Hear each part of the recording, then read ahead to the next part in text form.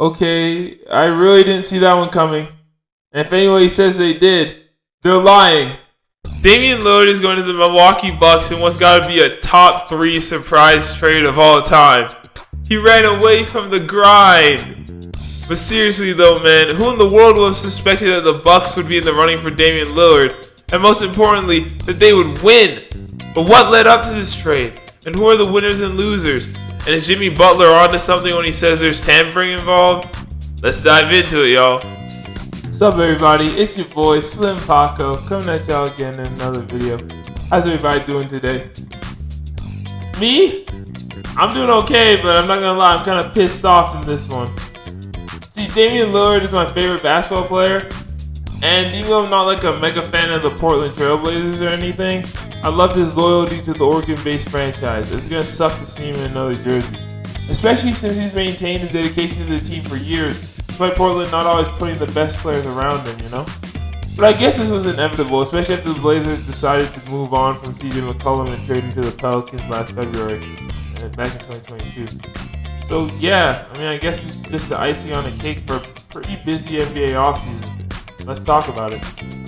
Following the Denver Nuggets win in the finals, Damian Lillard made headlines when he announced, for the first time in his career, that he was requesting a trade.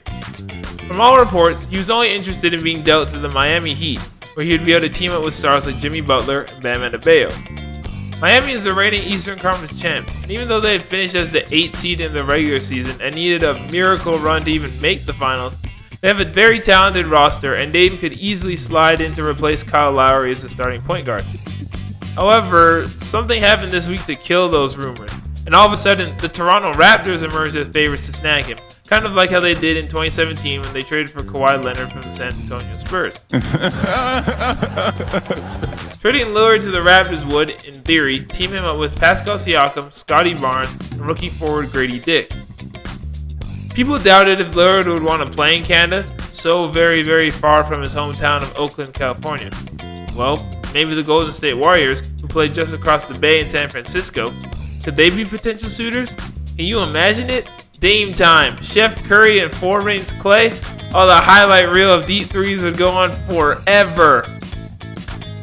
But Lillard himself shut those ideas down with this epic quote. As far as like Golden State, like I respect what they've been doing over the last 8-9 years or whatever. And I'm from there. Obviously that's wrong, but I can't go be a part of that. So here we are, Wednesday, September 28th. With most of the league executives and fans believing that in a matter of days or even hours, we see a tweet from Shams or Woj telling us that Dame was headed to the Great White North, maybe even dropping a track with Drake to celebrate his arrival on the 6th. And then, just before 3 o'clock Eastern Standard Time, the tweet came, but didn't say anything about the Toronto Raptors. Instead, Damian Lillard was the key piece of a 3-team trade involving the Trailblazers, the Phoenix Suns, and the Milwaukee Bucks? Huh?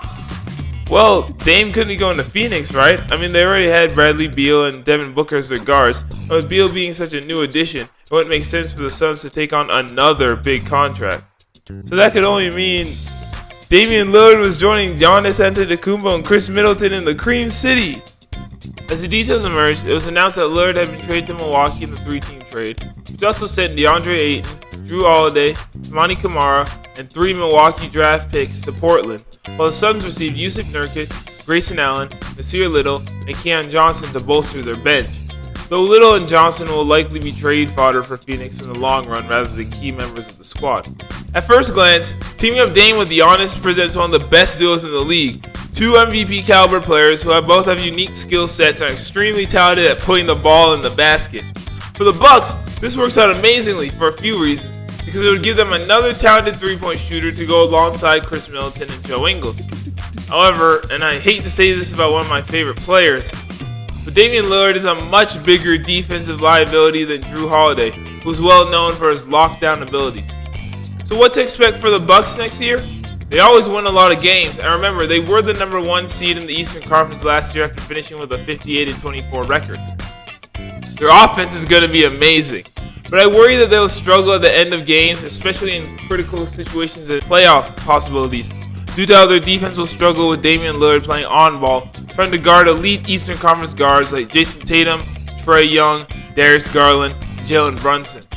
In addition, it was also just announced that Jrue Holiday is joining the Celtics in another trade, which means it's going to be very interesting to see how the EC race plays out, especially if both the Celtics and Bucks can stay healthy. The big question now is, who won this trade? It'd be easy to say that Milwaukee did, just because they got the biggest names.